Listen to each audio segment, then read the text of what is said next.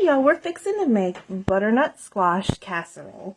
So what you're going to need is 2 pounds of butternut, and you can go ahead and peel that and cube it up, and we are going to cook this for about 15 to 20 minutes until our butternut is softened.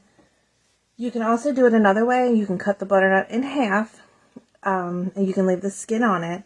Then take out the inside, the seeds and stuff, put some oil on it, put it face down on a pan and put it in your oven and roast it. You can do it that way as well. So we're going to go ahead and get our stove on, and we are going to get these cooked up for about 15 to 20 minutes.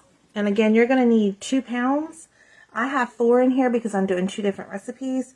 But for this recipe, and this makes an 8 by 8, but if you want a 9 by 13, you go ahead and just double this recipe. But 2 pounds of butternut squash. Alright y'all, so it's been simmering for 15 minutes and they are fork tender. So I'm going to go ahead and drain this and put them in a bowl and set them to the side. Alright y'all, so I got my 2 pounds of butternut squash in here, and I got 4 tablespoons of butter. And we're going to put a half a cup of half and half. And we are going to take our mixer and we're going to blend this together first. Add in a 1/4 cup of brown sugar. We're going to add in a half a teaspoon of salt. We're going to add a half a teaspoon of pumpkin pie spice. And then we're going to add in 1 teaspoon of vanilla. And then we're going to add in 1 teaspoon of maple syrup. Go ahead and add 1 teaspoon of maple syrup, and then we're going to mix this one more time.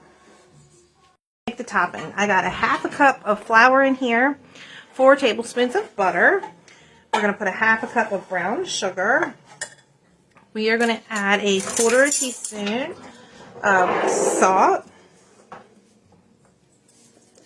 We're going to add a 1/4 teaspoon of cinnamon.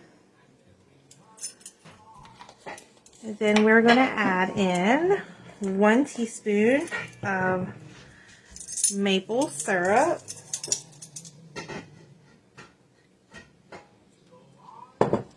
Then we're going to add in a half a teaspoon of vanilla. All right, a half teaspoon of vanilla.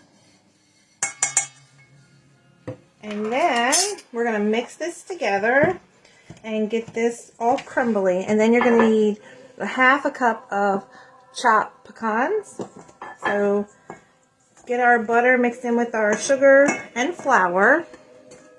Also, we're going to go ahead and we're going to toss our nuts in there. And then we're going to toss this all around. And this is going to be the topping that we're going to put on top of our butternut. We're going to put this in a 350 degree oven for about 15 to 20 minutes. So what we're going to do is we're going to take our topping and put it over top. And then we're going to pop this in the oven. And so I will see you back here in about 15 to 20 minutes, again on 350 degrees. Alright y'all, it's been in there for 20 minutes. I took a scoop out so you can see what it looks like. There you go. So give this a try. You can use pumpkin instead of butternut squash, or you can use sweet potatoes or yams, whatever you want to use. You can use that in replace of the butternut squash, but it's an easy, different way to use up some butternut squash. So, and the kids love it. It's not overly sweet. You can even put marshmallows on the top if you want to do it that way as well. But give this a try. I also have family cookbooks available. I'll put the link above and below in the comments if you want to get yourself a copy of that. If anybody has any comments, questions, or concerns, don't hesitate to reach out. And I hope everybody has a wonderful day.